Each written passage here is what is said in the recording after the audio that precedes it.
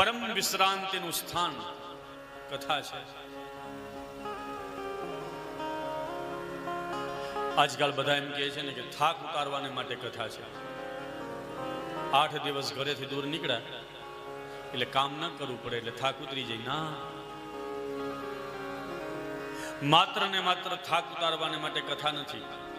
કથા શબ્દનું ઉલટાવ્યું એટલે શું થયું? આવી વ્યાખ્યાઓ કરે છે. પણ ભગવાનની કથા માત્ર ને માત્ર તમારા ને મારા ઘરના કામના થાકને ઉતારવા માટે નથી.